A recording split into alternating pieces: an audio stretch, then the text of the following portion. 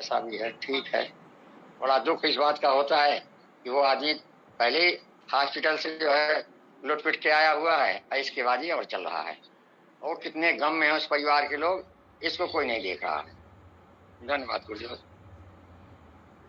नहीं, यही तो हम लोग कहते हैं, पाखंड है, लूट है, धार्मिक परंपराएं ऐसी बना दी गई हैं कि उनकी आजीविका चलती रहे, बाकी उसका कुछ भी हो तो वो तो अपनी आजीविका के लिए इस तरह के लूट तंत्र एक व्यवस्था बनाए हुए हैं। उसका धर्म से कोई लेना देना नहीं है। ये तो लुटेरों का गिरोह है, वो अपनी व्यवस्था चला रहे हैं।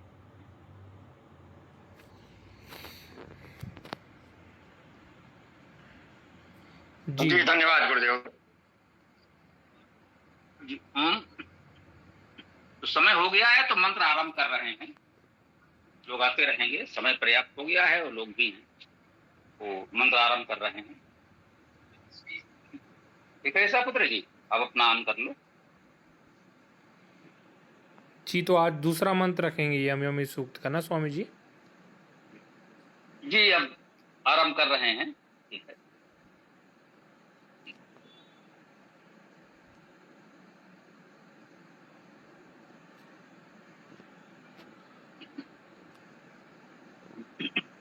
ओम खम ब्रह्म। ओम ये वेदायन भाष्य है। प्रथम अध्याय में हम लोगों ने ऋग्वेद के 3 सूक्त संभवतः पढ़े हैं। अग्नि सूक्त, स्वराज्य सूक्त और इंद्र सूक्त।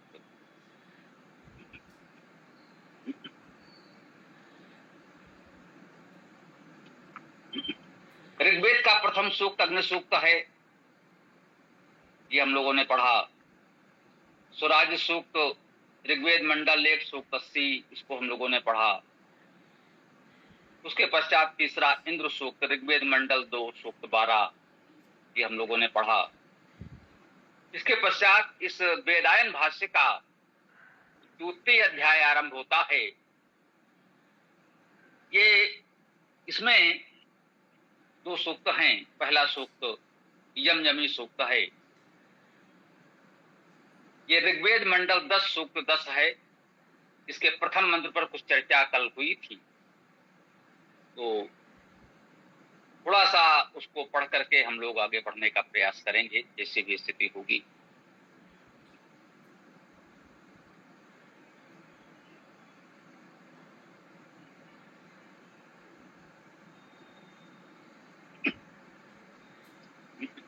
ओम ओचे सखायम सख्याव्रत्याम तिरः पुरुचित अर्णमं जगन्मान पितुः न पातम आदधीत वेधा अधिक्षमी प्रतिरम दीध्यानः। उचित निश्चय ही सखायम मित्रता को या मित्र को, सख्या मित्रता के लिए, बवृत्याम वर्ण करूं। कह रहे हैं निश्चय ही मित्र को मित्रता के लिए वर्ण करूं। मित्र का वर्ण करना है तो मित्रता के लिए वर्ण करना है, उसके पीछे कोई और उद्देश्य, कोई और स्वार्थ नहीं होता। मित्र का वर्ण मित्रता के लिए करें।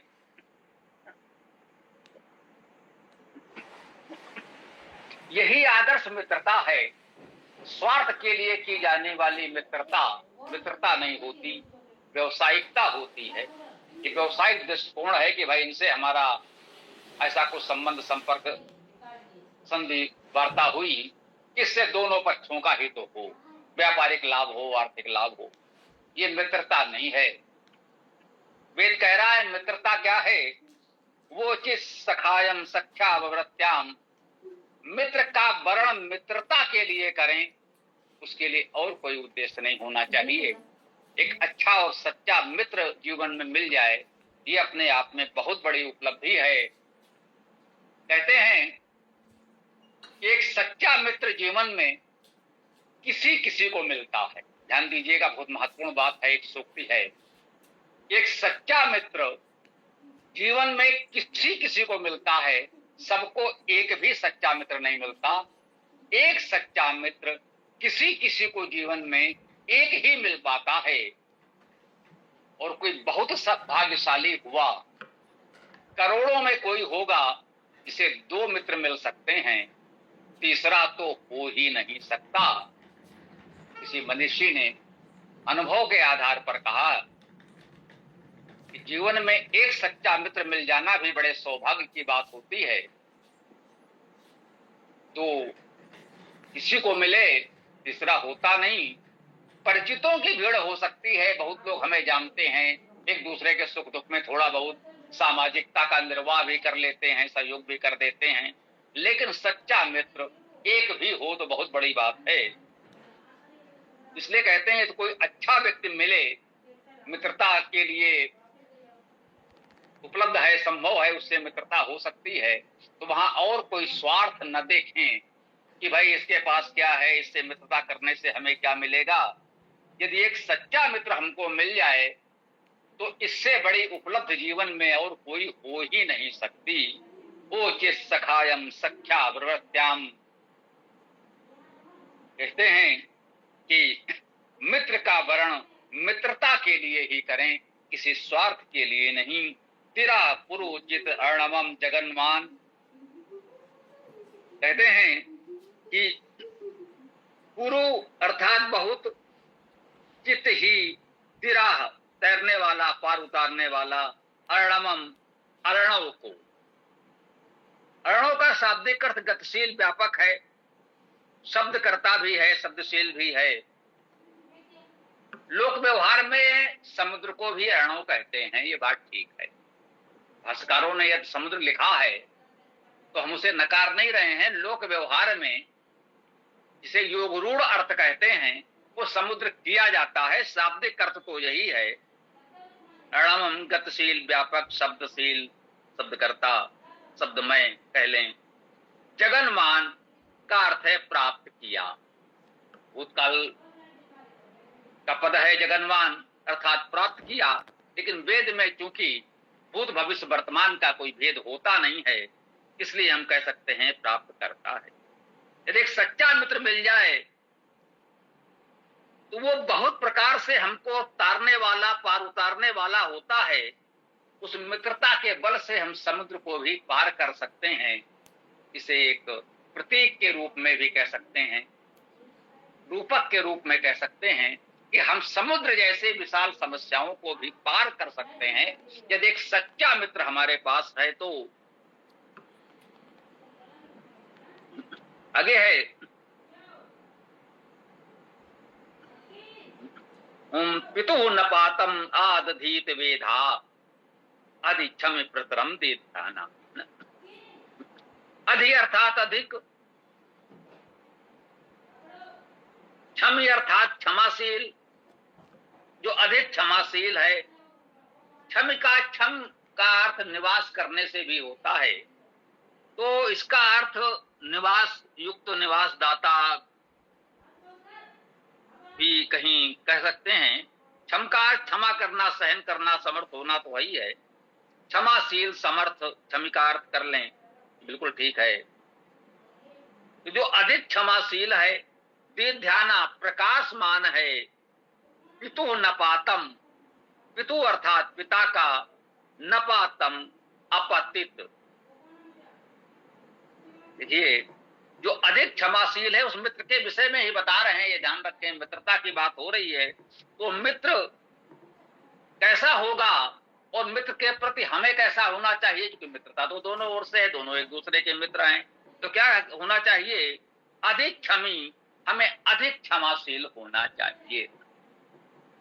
भाई मित्र है, कहीं छोटी मोटी बात कहीं हो गई,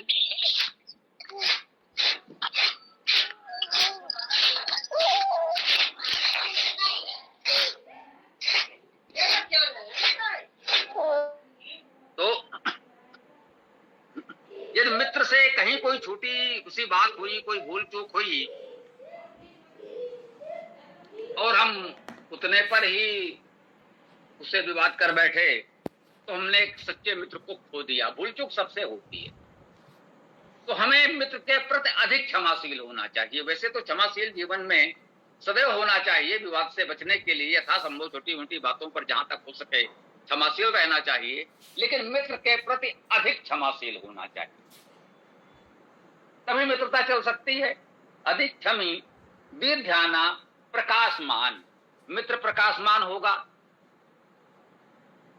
हमारे जीवन में प्रकाश भरेगा और क्या करेगा, पितु न पातम, पितु अर्थात पिता का या पालन कर्ता का, जो हमारा पालन रक्षण करता है, उसके लिए न पातम, न गिराने वाला होगा।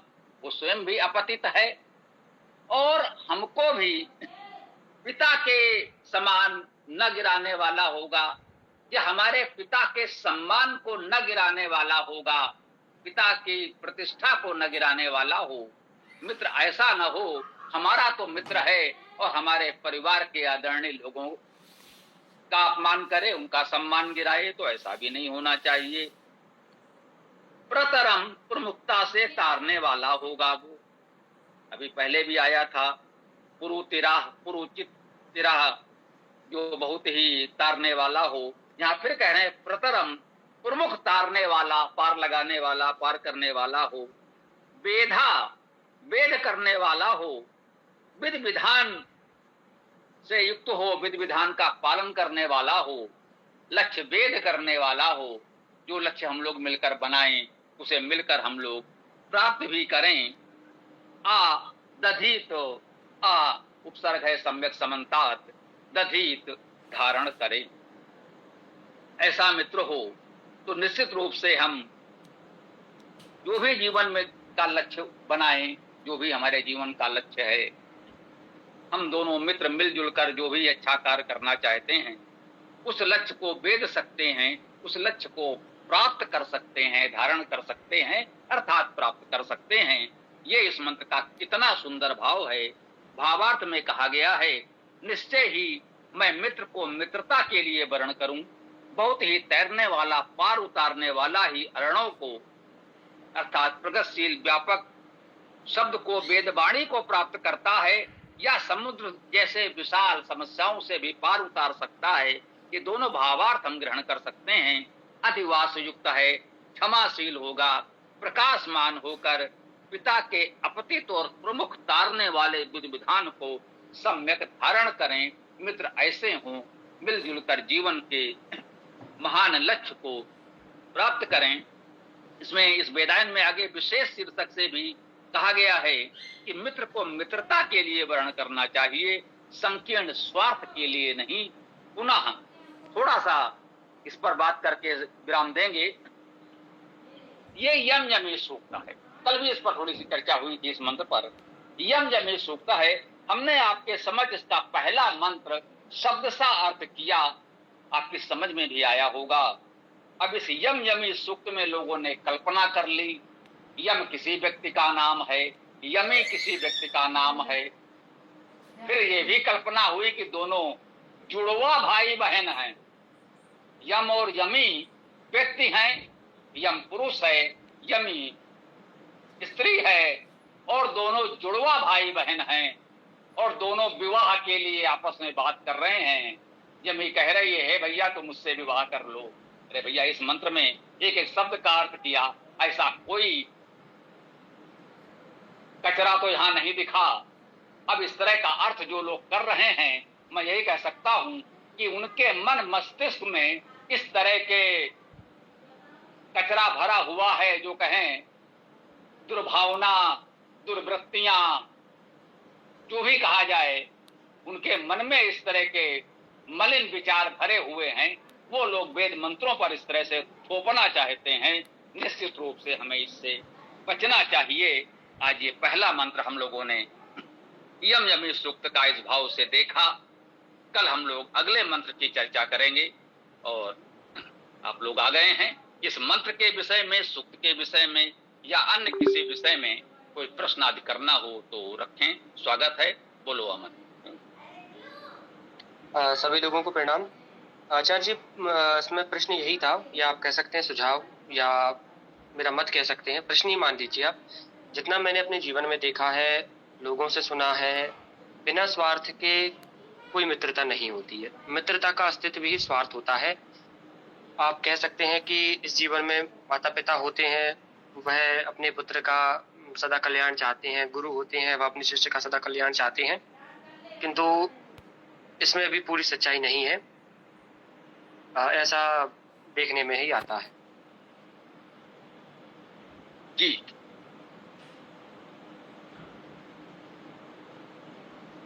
मुझे लगता है जुड़ने में तुम्हें थोड़ा विलंब हुआ होगा, प्रारंभ से नहीं सुना है। प्रारंभ में हमने एक बात कही थी, पहले चरण के इसमें उचित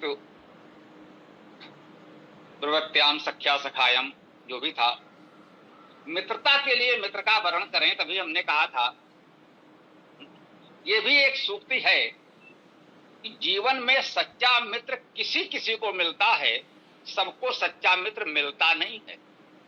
एक मित्र, और कहा है कि दो मित्र हों, करोड़ों में युगों में कोई होगा जिसे दो मित्र मिलते होंगे, बोले तीसरा तो हो ही नहीं सकता। ये निश्चित रूप से है कि इस स्तर का निस्वार्थ भाव का सच्चा मित्र मिलना ये सहज नहीं है कि सब लोग कहें कि भाई हमारे मित्र तो हैं, भाई इतना तो निस्वार्थी कोई नहीं है। बिल्कुल सत्य है, ये परिचितों की भीड़ है, उनसे व्यवहारिकता से ही निर्वाह होता है, उनको श्रेणी में नहीं रखा गया है। वेद जिस मित्रता की बात कर रहा है। दूसरा, तुमने कहा यह बात सही है कि तीन प्राणी अवश्य ऐसे हैं जो सच्चे मन से तुम्हारा भला चाहते हैं, माता पिता और गुरु, निश्चित रूप से। इसीलिए हमने कहा ये तीनों देव हैं, मातृदेवो भव, पितृदेवो भव, आचार्य देवो भव। यही तीन देव हैं पृथ्वी पर जीवित आपको दिखते हैं, शेष देव काल्पनिक हैं। क्यों? माता पिता का यही स्वप्न है, जो हम नहीं कर पाए वो अपने बच्चे को बना दें। बच्चे की उन्नति से उन्हें पूरी प्रसन्नता होगी। हम चाहते थे भाई डॉक्टर बने, नहीं बन पाए, मेरा बच्चा बन जाए, हमें वही प्रसन्नता होगी जैसे मैंने अपना लक्ष्य पा लिया। तो यही आचार्य का उद्देश्य होता है कि भाई मान लीजिए मैंने इतना परिश्रम किया, इतना कार्य कर लिया, लेकिन अब व्यवहारिक सफलता इसको कैसे क्या और कर सकें, जो हम करना चाहते थे वायु हो गई, साधन है, उतना नहीं कर पा रहे, तो हम यही तो चाहेंगे कि भाई तुम लोग उसको आगे करो, सफल हो जाओ, तो हमें प्रसन्नता होगी कि चलो भाई हमारे कार्य को तुमने आगे बढ़ाया और तुम्हें सफलता मिली, तुम्हें समाज में सम्मान मिलेगा, तो मुझे अच्छा लगेगा। तो माता पिता आचार्य तो निस्वार्थ भाव से निश्चित रूप से हित चाहते हैं। जहां भी बात माता पिता निस्वार्थ की है, अपवाद हो सकते हैं, माता पिता के विषय में अपवाद हो सकता है, आचार्य गुरु के विषय में अपवाद नहीं हो सकता, क्योंकि जो सच्चे मन से शिष्य का हित नहीं चाहता वो गुरु हो ही नहीं सकता। वो कोई व्यवसायिक शिक्षक हो सकता है, उसकी बात छोड़ दीजिए। तो एक सच्चा मित्र और सच्चा गुरु मिल जाना जीवन की बड़ी उपलब्धि होती है, और ये जिसको ये सौभाग्य प्राप्त हो उसका वो तो बहुत महान है, इसमें कोई संदेह नहीं है, भाग्यशाली है। मुझे इस पर इतना ही कहना है, आगे आप लोग अपनी बात रखें। ईसापुत्र जी कुछ कहना चाह रहे हैं या जो भी हो? जी हाँ, श्री अमन जी की बात पे मैं कुछ कहना चाहूँगा कि यदि कोई मित्र बिना स्वार्थ के नहीं होता तो हमको इतिहास में उदाहरण देखने को मिलते हैं कि श्री कृष्ण जी और सुदामा जी का वर्णन आता है, फिर श्री कृष्ण जी और अर्जुन जी का आता है। तो इनकी मित्रता तो बहुत अच्छी घनिष्ठ मित्रता रही है, और उनके साथ तो कोई ऐसा स्वार्थ का भाव नहीं आता, ऐसा इतिहास में मिलता है। और ठीक है, बस बस बस, आपकी बात समझ में आ गई भैया। ये हमने स्पष्ट कर दिया ना कि सच्चा मित्र किसी किसी को मिलता है। यदि किसी को मिल गया इतिहास में, 5000 वर्ष पहले की बात कर रहे हो, इससे सिद्ध हुआ कि एक मित्र का उदाहरण देने के लिए 5000 वर्ष पीछे जाना पड़ा। तो ऐसा सच्चा मित्र हजारों वर्षों में मिल रहा है, तो हमारी बात तो सिद्ध हो गई, अमन जी की बात भी सिद्ध हो गई। जो भी कह लें दोनों एक ही बात है कि सामान्य रूप से सबको ऐसे सच्चे मित्र नहीं मिलते, ये बात स्पष्ट हो गई, ये क्लियर समझ, ठीक है ना। एक तो ये है, और दूसरी बात यही समझ लीजिए कि कृष्ण और अर्जुन ममेरे फुफेरे भाई थे, और अर्जुन कृष्ण के बहनोई भी थे, कृष्ण की बहन सुभद्रा अर्जुन को ब्याही थी, निकट संबंध थे। तो निश्चित रूप से लोग यही चाहते हैं कि भाई हमारे निकट के संबंधी हैं तो वो वनों में न भटके, भाई उनको राज्य मिल जाए तो हमारा भी तो भला है। तो कहीं ना कहीं वो बातें भी अपने स्थान पर हैं। सुदामा का चरित्र एक निश्चित रूप से काल्पनिक आदर्श चरित्र है। ये किस ग्रंथ में है वो भी खोजना पड़ेगा, क्योंकि महाभारत में तो सुदामा मिलेगा नहीं, न तो भागवत में मिलेगा। बाकी वो कहां से प्रकट हुआ है ये अलग शोध का विषय है, लेकिन हजारों वर्षों में यदि किसी को मिला है तो वो अपने आप में इस बात की पुष्टि करता है कि सामान्यता नहीं होता, किसी किसी को मिलता है। हाँ अमन बोलो। हाँ जी आचार्य जी, मैंने एमए किया हुआ है मनोविज्ञान से। तो वन स्टॉप सेंटर हुआ या बहुत सी योजनाएं हुई, इसके अंतर्गत हम बहुत से लोगों से मिले हुए हैं। वृद्धाश्रम में, अनाथ आश्रम में भी हमने बहुत सी सुविधाएं देने का प्रयास किया है। मतलब लोगों से मिलना हुआ, उनमें खाना बांटना हुआ, ये सब हमने बहुत बहुत किया है जब हम साइकोलॉजी में पढ़ते थे, विद्यार्थी थे। तो मैंने तो यही देखा है, जब मैं जो वृद्धाश्रम में जाते हैं उनके बच्चों से मिला हूँ, और जो मतलब मेरे रिश्तेदार में ऐसा हुआ है, मैंने कोशिश की थी कि ना हो, लेकिन वो हुआ है रिश्तेदारी में, कि उनके माँ बाप को वृद्धाश्रम में सिर्फ इसलिए छोड़ दिया जाता है। यहाँ पे बच्चों को दोष दिया जाता है कि माँ बाप ने या तो बच्चों का बचपन में उनको परेशान किया है, उनको खेलने नहीं दिया, या उनको बात बात पे डांटा है, उनको परेशान किया है। इस तरह से मतलब उन बच्चों का मन कुंठित किया है माँ बाप ने। तो सामान्य सी बुद्धि ऐसी हो जाती है कि मैं विवाह के बाद में बदल जाऊंगा, या ये लोग मेरे माँ बाप नहीं हो सकते, ऐसी बहुत सी। और मैंने जो मेरे साथ में जो बड़े हुए हैं लोग, उनकी स्थिति भी आज भी मैंने ऐसी देखी है कि आज भी उनके माँ बाप नहीं बदले हैं। भला हो, क्योंकि वो थोड़ा वो धर्म को मानते हैं, ईश्वर के आगे आप जिनको ऐसा मतलब मूर्ति पूजा नहीं मानते, लेकिन जिस मूर्ति के आगे वो सिर झुकाते हैं, उससे डरते, उस मूर्ति से डरते हैं। तो उस डर के कारण उन्होंने उन माँ बाप को वृद्धाश्रम में नहीं भेजा है, लेकिन वो चाहते हैं कि भेज दें। क्यों? क्योंकि इन्होंने हमारे साथ बचपन में ऐसा किया है। भैया ये अलग विषय हो गया, लगभग विषयांतर हो गया। ये तो समाज है, समाज में हर तरह के लोग हैं। ये तो कहा ही कि भाई सच्चा मित्र भी दुर्लभ है, कभी किसी को मिलता है, और सच्चा मित्र, सच्चा गुरु जिसको मिल जाए वो भाग्यशाली है। और माता पिता अधिकतर होते हैं जो हित चाहते हैं। अपवाद हो सकते हैं और अलग अलग परिस्थितियां तो हो ही सकती हैं, उस पर तो कोई बात ही नहीं। तो आगे बढ़ें जी। अगर ऐसा होता कि बिना किसी लाभ के हम किसी भी संबंध में नहीं जा सकते होते, तो वैदिक धर्म में निष्काम कर्मयोग की अवधारणा नहीं होती। लेकिन वैदिक धर्म में निष्काम कर्मयोग की कोई अवधारणा नहीं है, जान ली। वैदिक धर्म में निष्काम कर्म नहीं है। वैदिक धर्म में कामनाओं को पूर्ति करने की बात है, ब्रह्म में न पड़े। जी, तो दूसरी तरीके से मैं सॉल्व करूँगा। 1 मिनट हरीश जी। हम ऐसा कर सकते हैं फिर, जैसे कि हमारे वेद मंत्र में आता है, धृते द्रहमा मित्रस्य मा चक्षुषा सर्वाणि भूतानि समीक्षन्ताम। ये वेद मंत्र है कि हम सभी एक दूसरे को मित्र की दृष्टि से देखें, और सब लोग मुझको भी मित्र की दृष्टि से देखें, मैं सभी को मित्र की दृष्टि से देखूं इत्यादि। तो हम ईश्वर की उपासना करके, परमात्मा पे पूरा विश्वास करके सबको मित्र की दृष्टि से देख सकते हैं। धन्यवाद। जी जी, वही वेद मंत्र में निर्देश है, आदर्श है कि हम सब लोग मित्रता की दृष्टि से ही देखें, कहीं कोई विरोध द्वेष भाव ना हो, तो समाज उन्नत करेगा। वो तो निश्चित रूप से वैदिक संस्कृति आपको एक आदर्श दे रही है, होना चाहिए।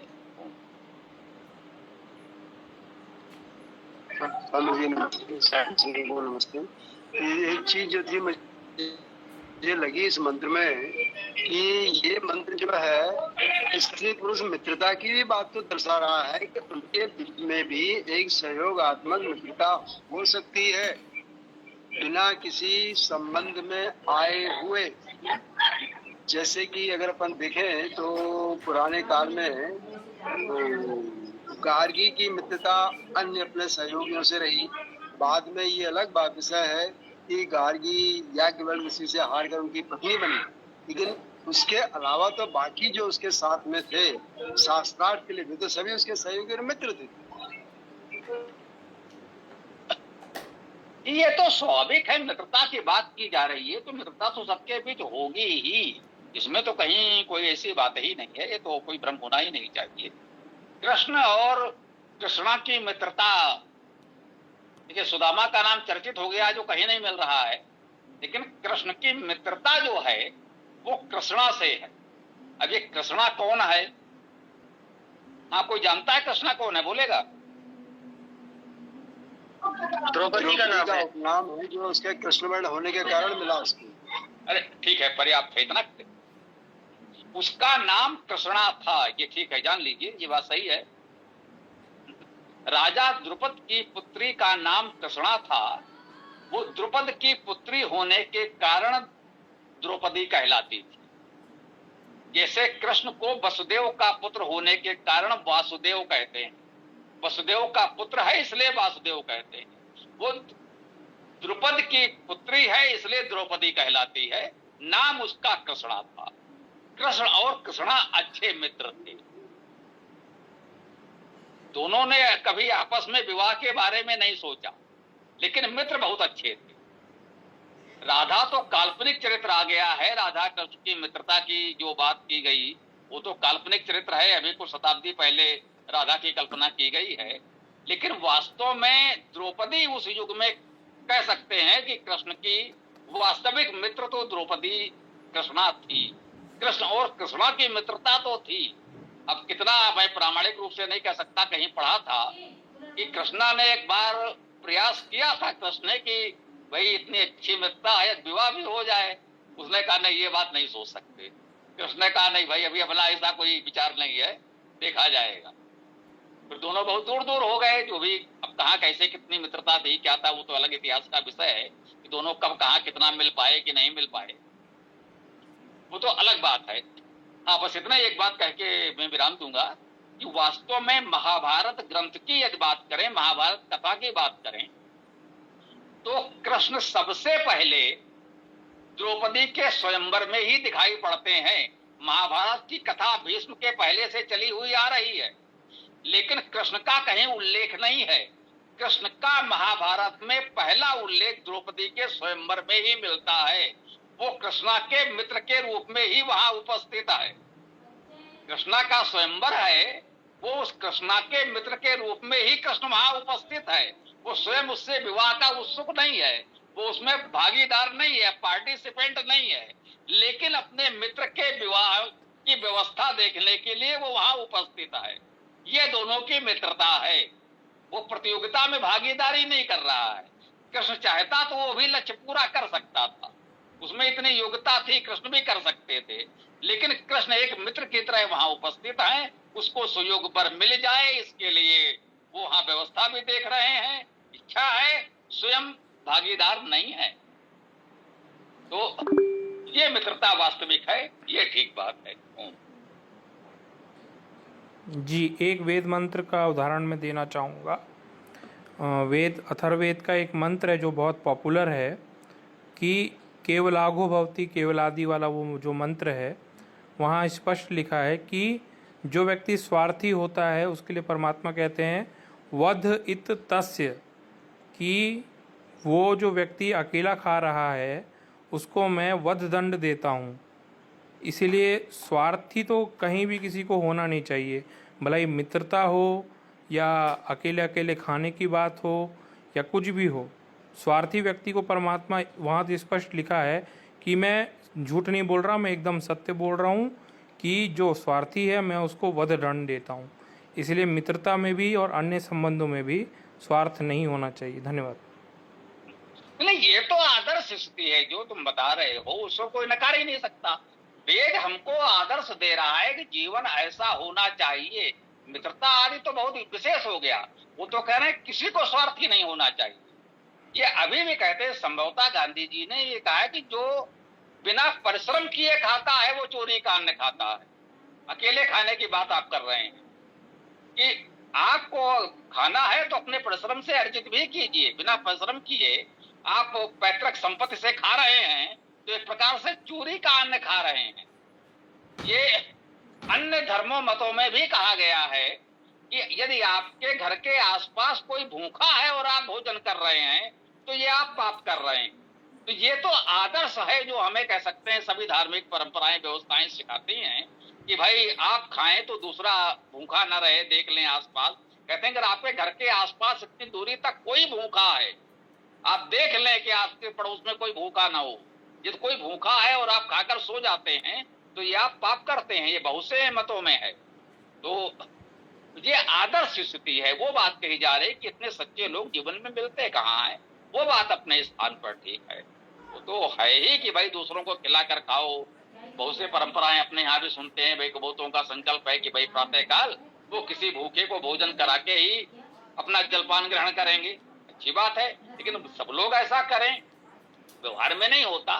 लेकिन ये आदर्श स्थिति है, होना चाहिए। जो वेद कह रहा है ऐसा करो, अर्थात होना चाहिए।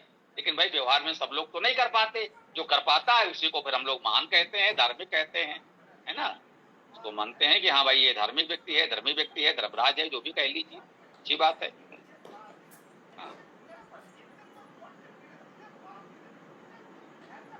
हाँ अमन, तुम्हारा जो भी प्रश्न था अभी रख सकते हैं, तो आगे बात कर लें। उस दिन रह गया था, संभवतः बता रहे थे, फिर जुड़ नहीं पाए, आज जुड़े हो, बोलो। जी आचार्य जी, बस मतलब यही कहना चाहूंगा कि आदर्श स्थिति में आप कह सकते हैं, लेकिन नहीं, मुझे नहीं मिला ऐसा कहीं भी बिना स्वार्थ के। यदि आप सुदामा का चरित्र भी हो सकता है काल्पनिक हो या होगा, पता नहीं, मैंने भी नहीं पढ़ा है कहीं भी उनके बारे में जितना मैंने अध्ययन किया है। लेकिन सुदामा कौन सा स्वार्थ के प्रति नहीं जुड़े हुए थे। यदि हम तर्क वितर्क पे आए तो वहां भी कुछ ना कुछ देखने को मिलता ही है। श्री कृष्ण अर्जुन को छोड़ो, मुझे लगा ना जो एक महत्वपूर्ण प्रश्न है उस पर आओ। ये प्रकरण तो एक प्रकार से पूरा हो गया, क्यों समय इसमें लगाया जाए। तो उस दिन जो कह रहे थे कि हाँ मेरा प्रश्न रह गया, तो यदि बोल रहे तो अच्छी बात होगी, उसको आगे एक गंभीर प्रश्न को आगे बढ़ा सकें। जी आचार्य, अभी तो याद नहीं है, जैसे ही आगे आता है अब हम आगे बढ़ते हैं, याद आएगा तो मैं पूछूंगा।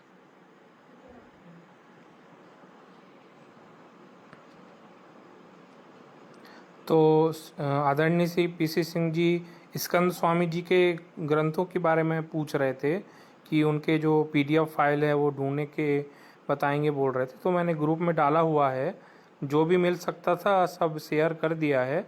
और कुछ ढूंढना है तो कृपया बताएं, मैं वो भी ढूंढ लूँगा। धन्यवाद। हाँ, ये बहुत उत्तम कार्य किया है आपने। तो स्कंद स्वामी का जो वेद भाष्य है, संभवतः ऋग्वेद का भाष्य कुछ मिला है, आपने देखा, जरा बताओ कि कितने मंत्रों पर कितने पृष्ठ की सामग्री है। वो जो वेद भाष्य है स्कंद स्वामी का, कितने पृष्ठ हैं वो? जी, तो एक तो निरुक्त भाष्य है उनका, वो तो लगभग पूरा है। बाकी ऋग्वेद का कुछ कुछ भाग है उनमें, वो तो पूरा नहीं है निश्चित रूप से, कुछ कुछ भाग ही है। अभी देख के बता रहा हूँ स्वामी जी। नहीं, ऋग्वेद भाष्य जो है वो लगभग कितना होगा, लगभग कितने पृष्ठ होंगे? कोई ठीक नहीं पूछ रहे हैं, मतलब 100, 200, 500, 1000, कुछ भी एक लगभग आ जाए, कितना होगा? थोड़ा सा समय लगेगा स्वामी जी, मैं अब भी देख के बता रहा हूँ। ठीक है, तब तक और कोई बात रखना चाहें तो और लोग रख सकते हैं। बीबी भैया भी हैं, पीसी सिंह जी तो हैं ही। आज अभी आपने कुछ नहीं रखा है तो जो भी बात रखना चाहें रख सकते हैं।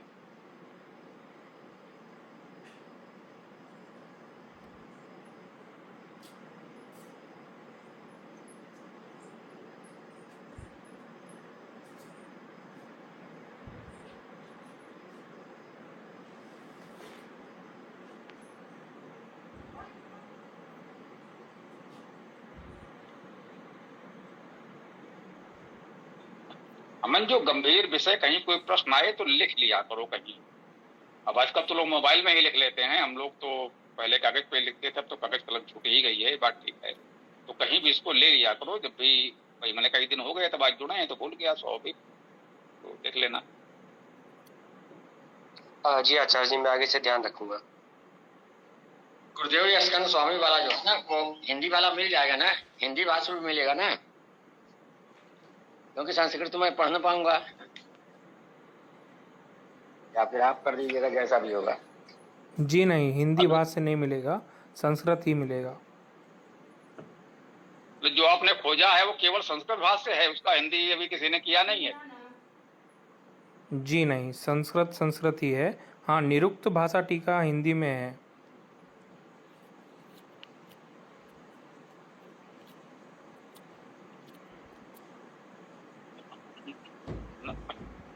तो ये ऋग्वेद का इनका संस्कृत भाषा कितने पृष्ठ का है, कुछ देखा है, मिला? एक पीडीएफ मैंने देखा है, वो 93 पेजेस का है। केवल 93 है? जी, 100 एक प्रश्न मान पीडीएफ। लेते हैं, जी 100 प्रश्न मान लेते हैं। अब वो केवल संस्कृत में है तो उसका हिंदी अनुवाद किसी और को करना पड़ेगा, तो वो फिर प्रकरण थोड़ा बड़ा हो जाएगा। संभव तो नहीं है, संस्कृत जानने वाले बहुत से लोग हैं जो उस संस्कृत का हिंदी कर सकते हैं, लेकिन वही बात है, अब व्यवहारिक बात करें तो वो खर्चीला हो जाएगा। अब जो उसका संस्कृत से हिंदी अनुवाद करेगा, जो वो समय श्रम लगाएगा, उसको उसका देना पड़ेगा। उसके बाद अब वो व्यक्ति कागज पर करेगा या कंप्यूटर पर करेगा। यदि उसने कागज पर लिख कर दे दिया तो फिर कंप्यूटर पर कंपोजिंग, प्रूफ रीडिंग, वो सब आएगा। तो इस प्रकार से उसका व्यय बहुत बढ़ जाएगा। और यदि सीधे सीधे पीडीएफ में जो जैसा है, यदि उसमें ही हिंदी होती तो कुल मिलाकर मान लीजिए 200 रुपए में हम आपके पास भिजवा देते। 2 रुपए पृष्ठ की दर से यदि पीडीएफ मिल जाए तो वो पुस्तक हम आपको बना के दे सकते हैं, लेकिन वो पीडीएफ जहां जैसा है वैसा ही दिया जा सकेगा और कुछ नहीं कर पाएंगे। हाँ अमन बोलो। आचार्य जी, वैसे बहुत सस्ती सुविधाएं उपलब्ध हैं, चैट जीपीटी है और हम गूगल ट्रांसलेट भी आजकल संस्कृत से हिंदी हो जाता है। भैया ठीक बात है, करके दो। इन्होंने एक ग्रुप में डाला था, या तुमने भी देखा हो तो देख लो, कहीं खो गया हो तो फिर से ले लो, उसका करके दे दो हिंदी। हम लोग अगर हिंदी में हमको पीडीएफ मिल जाए, मतलब कुल मिलाकर पीडीएफ जहां जैसा मिलेगा उसका प्रिंट निकाल दिया जाएगा। वो कैसा है उसके हम लोग कुछ नहीं कह सकते, ठीक है ना। पीडीएफ जिस स्थिति में होगा, अच्छा बुरा जो भी है, वो पढ़ने में आ रहा है कि नहीं आ रहा है, जो भी है, जैसा पीडीएफ होगा वैसा प्रिंट निकाल के दे दिया जाएगा। तो 2 रुपए पृष्ठ पर दिया जा सकता है, लगभग 2 रुपए पृष्ठ। बाकी थोड़ा बहुत इधर उधर तो कोई बड़ी बात नहीं है, लेकिन अब यदि उसमें ये सब करना पड़ा, अनुवाद, कंपोजिंग, प्रूफ रीडिंग, ये वो, तो फिर बहुत बढ़ जाएगा, फिर वो व्यवहारिक नहीं रह जाएगा। कोई एक पेज मुझे शेयर करवा दीजिए, मैं आगे उसको एक बार कोशिश करता हूँ। आप मुझे कोई शेयर करवा दीजिए पेज। ठीक है भाई। ईसा पुत्र जी, आप समूह में दे दें, अमन जी को अगर सीधे दे सके तो उनको व्यक्तिगत भी दे दें, समूह में पुनः दे दें। अगर हम लोगों को मिला तो हम भी प्रयास कर सकते हैं। ईसा पुत्र जी तो कर ही देंगे, उनके पास तो आई है, ठीक है ना। तो ग्रुप में भी दे दो और पर्सनली इनको दे सको तो इनको दे दो, ठीक है, हो गई बात। जी अमन जी, आप किस ग्रुप में हैं? अरे सभी वाले ग्रुप में तो हैं ही, और भी होंगे, ठीक है, देख लेना। जी, तो वेद गोष्ठी वेद वाले ग्रुप में मैंने भेजा है पीडीएफ, तो उसमें आप मेरे को एक बार पॉइंट कर दीजिएगा, मैं भेज दूंगा।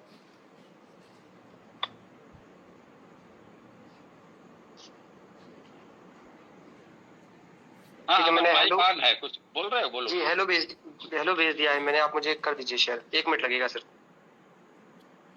जी, मुझको व्हाट्सएप कर दीजिए। मैं, हाँ मिल गया, आपका हे आ गया है। जी धन्यवाद।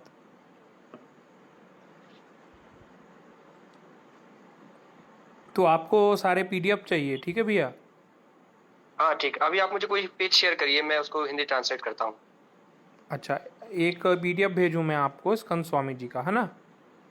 जी ठीक है, भेज रहा हूँ भैया। भाई एक भाष भेज दो, ये कर देते हैं तो बहुत अच्छा है। तो दीनानाथ जी जुड़ गए हैं, तब तक आप अपनी बात आगे बढ़ाएं, इन लोगों का तो चलता रहेगा। ओम परमपिता परमात्मा भगवान क्षमा चाहता हूँ, थोड़ा प्रचार में गया था, लेट हो गया। ओम नमस्ते। बताएं, कुछ कहना चाहें तो अपनी बात रखें, तो अपने लोग हैं, बात चल रही है, बताएं। भगवान अभी तो कुछ कहना नहीं है, अभी हम लेट में जुड़े हैं। आप लोग देखिए, आगे रहेंगे पीछे हम रहेंगे। ओम।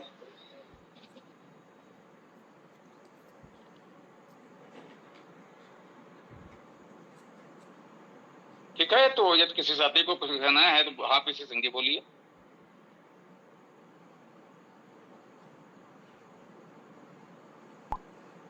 हाँ स्वामी जी नमस्ते।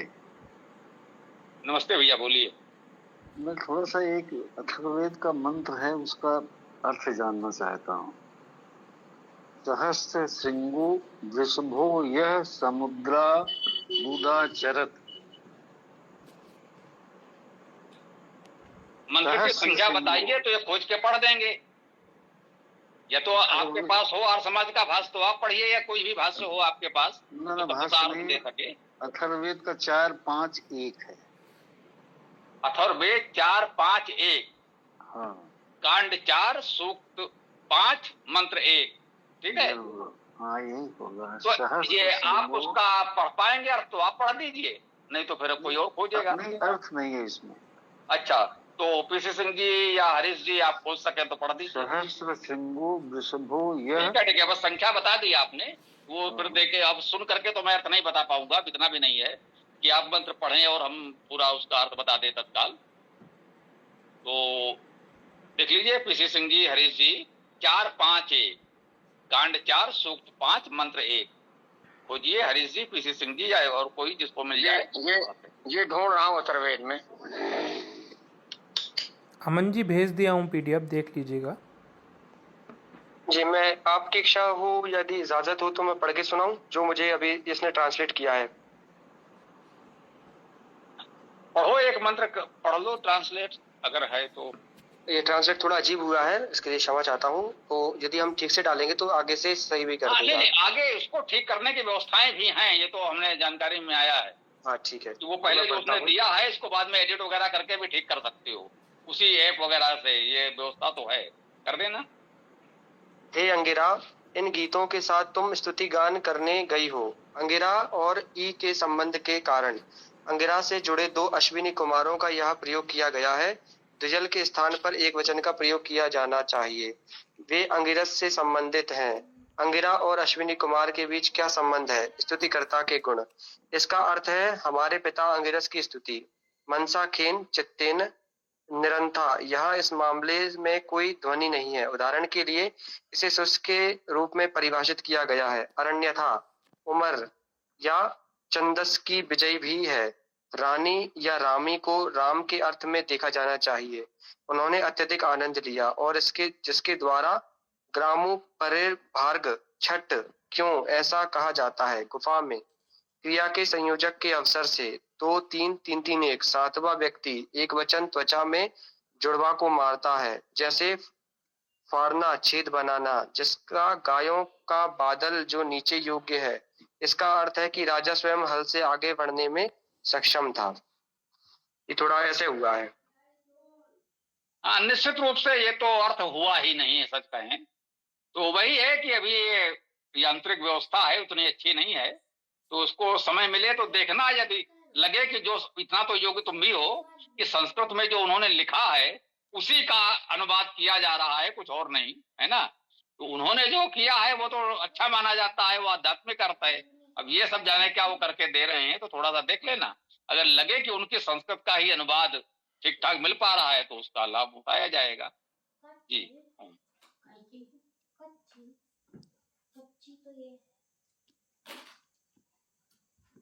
यदि हम एक एक लाइन का अर्थ करें तो मुझे संभवतः लगता है, जैसे मैंने पहली जो लाइन है, या भी रुत विरगतवा स्तु तून प्रति हे अंगिरा।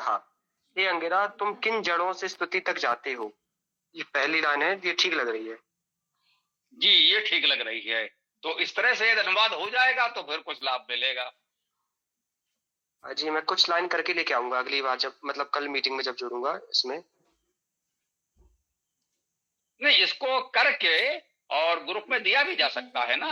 वो तो फिर जब हो जाएगा तो फिर एक तरह से दे दो, पोस्ट की तरह से ये पोस्ट करते रहो तो भी लोगों को लाभ मिलेगा और आगे उसका कुछ हो जाएगा तो वो भी अच्छा है। चलिए, मंत्र मिल जाएगा तो पढ़ा जाएगा।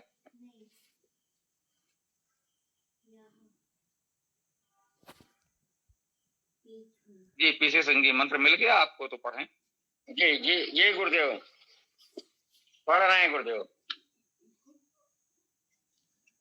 4-5-1 सहस्त्र श्रृंगो वृषभो यह समुद्रा दुदाचरत तेना सहस्येना वयंगी जनांत स्वापवामसि। अब इसका भावार्थ पढ़ रहा हूँ गुरुदेव। यह भावार्थ नहीं, उसका पदार्थ पढ़े तो कुछ समझ में आएगा। भावार्थ पदार्थ ही पढ़ रहा हूँ गुरुदेव। यह जो वृषभ सुख बरसाने वाला, सहस्त्र श्रृंग सहस्त्रों अर्थात तेज नक्षत्रों वाला चंद्रमा अथवा सहस्त्रों किरणों वाला सूर्य, ये ब्रैकेट में है, समुद्रात आकाश से उदाचरत उदय हुआ है, तेन उस सहसेन बल के लिए हितकारक, ब्रैकेट में है चंद्रमा से वयम हम लोग जनान सब जनों को नी स्वापयामसि सुला दें। ये तो हो गया पदार्थ। अब इसका भावार्थ देखें। माता पिता आज बच्चों को चंद्रमा के दर्शन कराते हुए सुलावे, जिससे उनके शरीर की पुष्टि और नेत्रों की ज्योति बढ़े।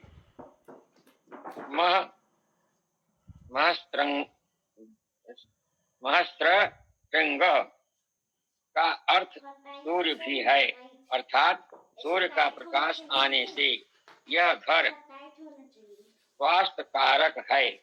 हम सब सोवें। इस सूक्त के 4 मंत्र कुछ भेद से ऋग्वेद मंडल 755 के हैं, जिनका इंद्र देवता है। इससे यहाँ भी सूक्त का इंद्र ही देवता है। यह मंत्र उक्त सूक्त का मंत्र 7 है। धन्यवाद गुरुदेव।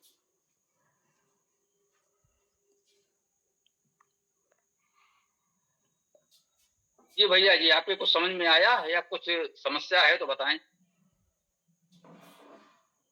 हाँ स्वामी, आप देखें ये ठीक हुआ है, इसका अर्थ ठीक हुआ है।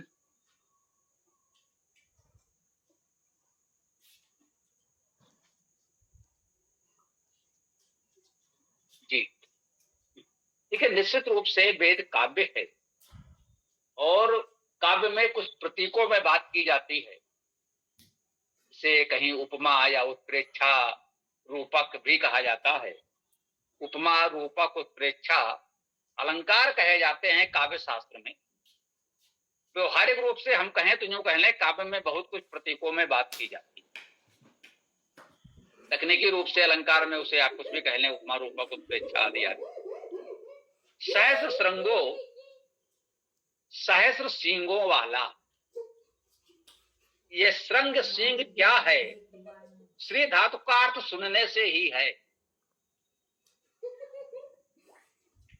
सहस्रों मंत्रों को सुनने वाला, सहस्रों लोगों की बात को सुनने वाला, प्रसभो वर्षा करने वाला और पराक्रमी, या जो समुद्रात समुद्र से उदाचरत उत आचरत उत्तम आचरण करता है, या इसको कहेंगे समुद्र से ऊपर उठता है। समुद्र का तल निम्न है पृथ्वी पर। हम भूतल की ऊंचाई समुद्र तल से नापते हैं कि समुद्र तल से ये इतना ऊंचा, तो वो कहा कि समुद्र से ऊपर उठा। वो भाव भी समझ सकते हैं कि सहस्र श्रृंगो वृषभो या समुद्रात उदाचरत, जो सहस्र श्रृंगों वाला वृषभ है, सहस्त्रों को सुनने वाला वृषभ अर्थात पराक्रमी है, समाज को अभिसिंचित करने वाला है अपनी उस विद्या से जो सहस्त्रों को सुना है, सहस्त्रों मंत्रों को सुना है। सुनने का अर्थ यहाँ जानने पढ़ने से ये है कि पहले सुनकर ही सीखते थे, इसलिए सुनने को आता है। बहुश्रुत अभी भी प्रयोग होता है, बहुश्रुत अर्थात बहुत सुना हुआ, जिसने बहुत विद्या प्राप्त की है। तो वो ही समुद्र से ऊपर उठ सकता है। ये ना सहस्येना, तेना सहस्येना, तेना उसके द्वारा, सहस्येना सह धातु समर्थ होना, सहन करना, सहा ये ना उस सहनशील समर्थ जिस उस सहनशील समर्थ के द्वारा वयम हम नि जनान, ठीक है ना, जनान तो स्वाप या मसी कुछ इस प्रकार से है इसमें शायद, निस्वाप या मसी सुना दें, ऐसा अर्थ इसमें लिखा हुआ है। शेष तो ठीक ही है। नी जनान निश्चित रूप से जनान लोगों को, सब लोगों को, जनान बहुवचन में है लोगों को, निस्वाप या मसी सुना दें, स्वन धातु से स्वाप या मसी सुना दें का अर्थ कर दिया गया है। और स्वप का अर्थ स्वपन, सोना, शयन करना भी होता है। इससे लोगों को सुला दें, विश्राम दें, ये अर्थ हो सकता है। हमारे विचार से, जैसे आप चाहते थे कि थोड़ा अलग से विचार करें, तो इस प्रकार का अर्थ हो सकता है।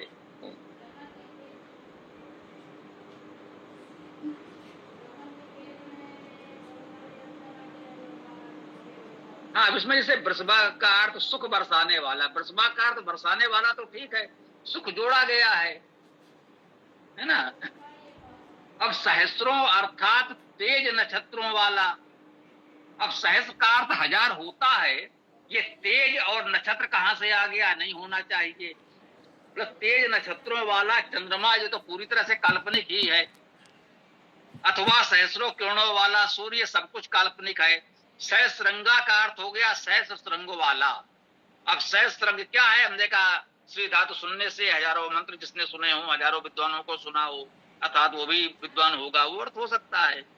समुद्र का अर्थ यहाँ इन्होंने आकाश कर लिया है। कैसे कर लिया है भाई, ये तो हम नहीं मानते। समुद्र का अर्थ आकाश तो नहीं हो सकता, है ना। उदाचरत उदय हुआ है, ये तो ठीक है। तेन उस सहस्येन, बल के लिए, हाँ सहकार समर्थ होना, बल होना, ठीक है, बल के लिए। अब हितकारक और चंद्रमा ये जोड़ा गया है, से वयम हम लोग जनान लोगों को निस्वाप्यामी सुना दें, मतलब ठीक है। हाँ अमन बोलो। जी अच्छा जी, आप मतलब ये जो ट्रांसलेट करने वाला गूगल है, इसने ट्रांसलेट तो कर दिया है, लेकिन वही मशीन की तरह किया है। कुछ कुछ ठीक है, कुछ कुछ गलत भी किया है। मैं एक बार वो पढ़ के सुनाता हूँ। अब तक जब अश्विनी कुमारों ने उन्हें भोग के बाण दिए, तो उन्होंने कहा कृपया मुझे 4 बाण दीजिए, और वे इसे सर्वोच्च इतिहास कहते हैं। शरियात की शिकार यात्रा की रात, घोड़ा बड़ी तेजी से उनके पीछे दौड़ा और भृगु को पकड़ लिया। उन्होंने अंधेरे और घोड़े को रोक दिया, इसलिए यहाँ दिन का लक्ष्य कहा जाता है। ये वे जड़ें हैं जो पतले सोम नाला तक जाती हैं।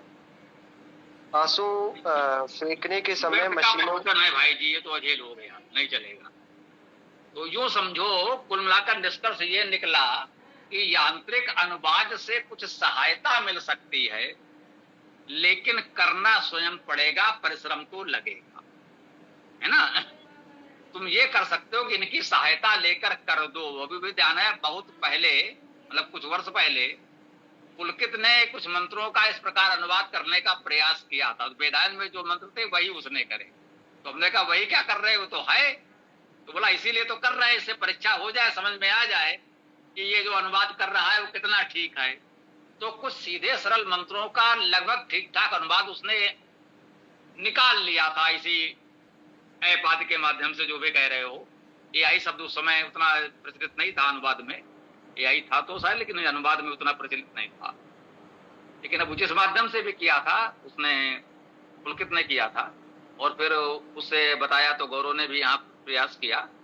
तो कुछ सीधे सरल गायत्री मंत्रों का अनुवाद लगभग ठीक ठाक कर दिया, वही था। उसके बाद थोड़ा संपादित करके उसे आगे बढ़ाया जा सकता है। उसके भरोसे अभी नहीं छापा जा सकता, ये तो निश्चित है। तो उसका सहयोग लेकर जब तुम परिश्रम करो तब हो सकता है अनुवादक के रूप में अमन शर्मा का नाम दिया जाए और उसको छापा जाए, मतलब उसमें फिर परिश्रम करना पड़ेगा।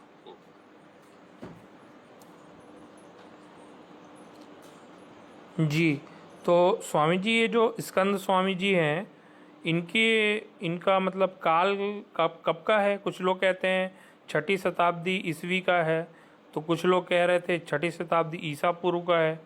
कब के हैं ये स्कंद स्वामी?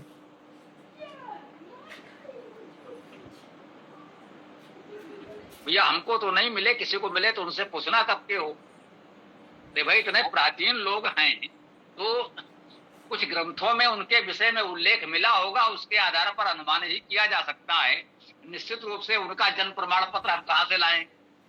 तो प्राचीन लोगों के बारे में ऐसे ही अनुमान किए जाते हैं, उसको उतना ही स्वीकार करना पड़ता है। सीधा सीधा उनकी जन्मतिथि का प्रमाण नहीं मिल सकता, ये स्वीकार करें। गुरुदेव, मुझको जो जानकारी मिली है गूगल से ही मिली है। 6वीं 7वीं शताब्दी जो भाष्य उपलब्ध हैं वेदों के, उनमें से सबसे प्राचीनतम स्कंद स्वामी का है और वो 6वीं 7वीं शताब्दी का है। धन्यवाद गुरुदेव, ये मुझको गूगल से मिला है। जी यही सब हम लोगों की भी जानकारी में है। गूगल में देखिए, गूगल में क्या है, हमने आपने जो दे दिया गूगल को वही उलट करके वापस कर देता है। जब कोई पूछता है तो कहता हाँ भैया हमने जो दिया है, भाई किसी ने हमने आपने जो भी डाला है वहां वही वो दे देता है। उस बेचारे के पास और अपना कुछ तो है नहीं, तो फिर अब उसको ऐसे ही कर सकते हैं। हाँ बिल्कुल भैया, आपका मंत्र हो गया। हाँ बोलिए। समुद्र का समुद्र नाम आकाश का है।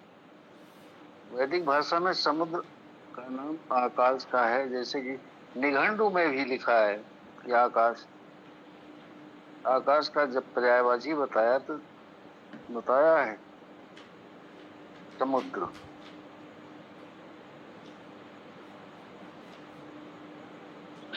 चलो होगा।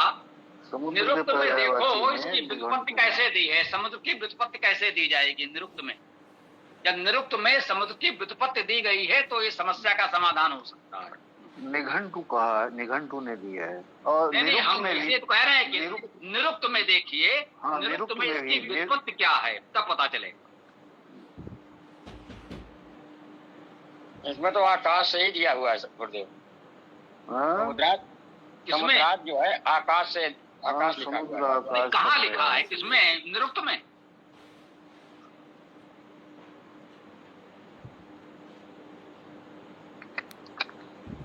निरुक्त में भी है। निरुक्त में क्या व्युत्पत्ति दी है? निरुक्त में ऐसे नहीं कहता है, समझ गए? निरुक्त में वो बताता है किस धातु से कैसे बना है। वो निरुक्त में हो या ना हो, आप उसकी धातु बताइए, किस धातु से, उसका क्या अर्थ किया गया। आकाश शब्द का क्या अर्थ है और समुद्र शब्द का क्या अर्थ है, दोनों एक कैसे हो गए, वो समझना पड़ेगा ना भाई। आकाश प्रकाश तो एक हो सकते हैं, आ उपसर्ग है प्रा उपसर्ग है, काश दोनों में समान है तो काश धातु होगी। आ उपसर्ग है आकाश, प्रा उपसर्ग है तो प्रकाश। आकाश और प्रकाश तो पर्यायवाची हो सकते हैं, लेकिन समुद्र उसका पर्यायवाची कैसे हुआ ये देखना पड़ेगा कि भाई समुद्र में सम उपसर्ग और उदि उन्द क्लेदने धातु है, इसमें ये आकाश कैसे बनेगा, ये सोचना पड़ेगा ना। गुरुदेव समय तो हो गया है, कल की चर्चा किया जाए, कल किया जाए तो कैसा रहेगा? जी चलिए आज का कार्यक्रम समाप्त करें, आज की गोष्ठी को यहाँ विराम दें, फिर कल मिलते हैं, आगे बढ़ें।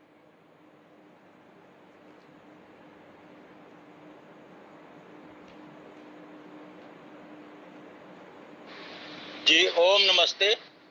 मैं वेदाष्टक का प्रथम मंत्र शुरू करता हूँ, इसके बाद आप लोग बोलिए। ओम अग्निमीले